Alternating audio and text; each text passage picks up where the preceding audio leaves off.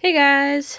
Currently hanging out in my mousery, and I thought I would show a cool little trick for mouse keepers to keep chewing from happening. This would probably also work for other rodents. But the reason I did this, instead of just keeping it normal, is because of this. I've got a few chewers going around, and they have wreaked havoc. And I would prefer not to have all my bins have holes in them. Thankfully, there's a mouse in here, as you can see. Hello, buddy. Hi. But they're not able to escape through here very easily.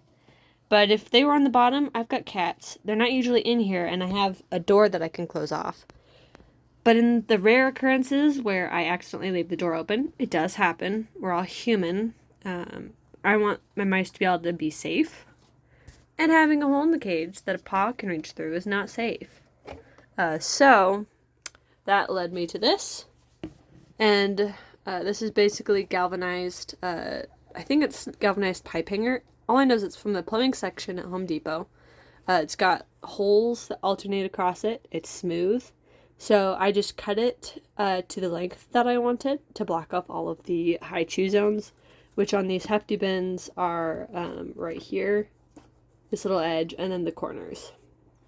So I made sure that all of those were covered, and then I just use zip ties through the holes that I made to hold it in place. They're the nice heavy-duty ones, not super cheap ones, because the mice have a much harder time chewing through these. But the nice thing is, even if they do manage to chew through a couple of these, I'll be able to notice and just put a new zip tie in, which is much easier of a fix than a hole in the entire cage. So this is a much better arrangement, and I've had my most intense chewers in here. And I have not had any chew marks. So it works, which is awesome. I don't have all of my cages like that, obviously. I just barely figured out that the idea works, but eventually every single one will be made like this. I've done like 2 a night for the last couple nights, so I've got that one done. Got this one. That one's done. And then I just barely made these 2 last night, so I haven't filled their cages with everything yet. Just the bottom layer. I need to put the second hides in. But this is one of my worst chewers. He's very naughty, but he's so sweet. So I love him, and I want to keep him around. Yeah, because you're just a sweet guy. Yes, you are. Oh my goodness, you're so sweet. Yeah. What a cute guy. Yes, you are. So, I just gave him a cage that he can't chew through. And so far, we've had great success. And right next to him is another one of my worst chewers. This guy's actually probably the worst chewer in the entire mousery. And he has also not successfully chewed throughout the night since having this.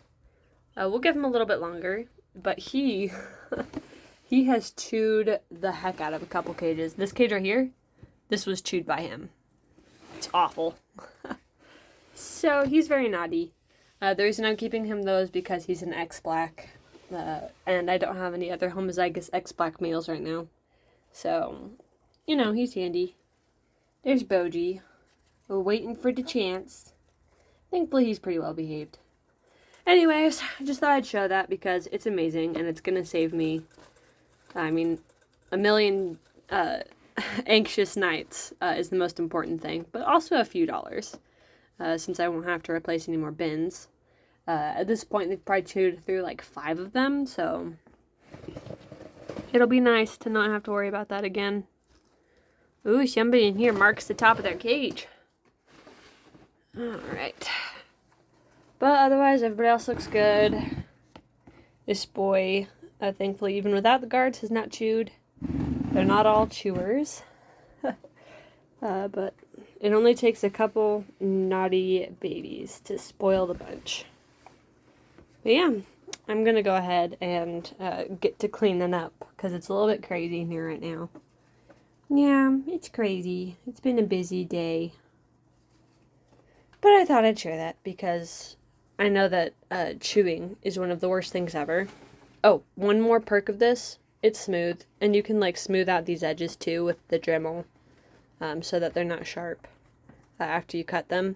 And then the rest of this, as long as you put the big part of the zip tie on the outside, is smooth as well. So the mice aren't going to cut themselves on anything. It's not annoying wire, so it's a little bit easier to clean and sanitize.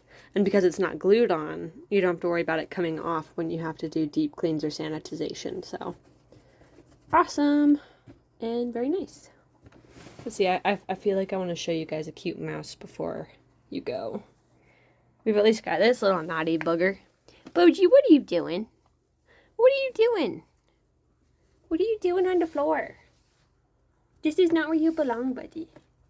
And you know this. Here, let's take you out. Go on, buddy. I love you, though. You just stay out there. That's another cage I'm working on right now. It's always crazy here. I want to have another female cage, though, that's large. Right now, my only really big female cage is my glass one. And that's just a little bit more convenient than glass. Let's see. These are all litters.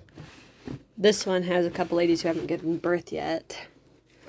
Oh, this lady. Hey, Mama. Hello. How's it going? The two of you. These guys have some babies that I can show. They're very cute. They're pretty small, though. The mom hasn't had the best milk production. So, especially for the genes that these guys have, I would expect them to be a bit bigger. But their tails aren't bony. If they were... So there's this thing called failure to thrive, or also dehydration. It causes tails to kind of look bumpy, so you can see the individual vertebrae. But these tails look smooth and plump. So that tells me these babies are hydrated. And they're not failure to thrive. They're just a little bit small. So... the trick for that, since they're a bit small for what I'd hope at this age, is to just pump them full of oats, since they're starting to eat solids. They won't be fully on solids for like another week or two, because they're only about 2.5 weeks right now. But oatmeal is a great transition food. And the hope is that with a little bit of extra nutrition from the oats, they get that size that we want to see. Because these guys, believe it or not, are show crosses. Yeah. So they have the potential to be quite big. I also don't mind that sound. It's my cats. I've got a toy hanging on a door. Which means I get to deal with some fun sounds. The one nice thing I'll say for this litter is a lot of times babies at this age go through something called the hopper phase. And these guys are pretty chill. So that's good. It might be because they're tired from the fact that they don't have as much milk as I'd like, but yeah, I don't know. I don't know, baby. Anyways, that's them. Very cute. And I think I'll leave it at that.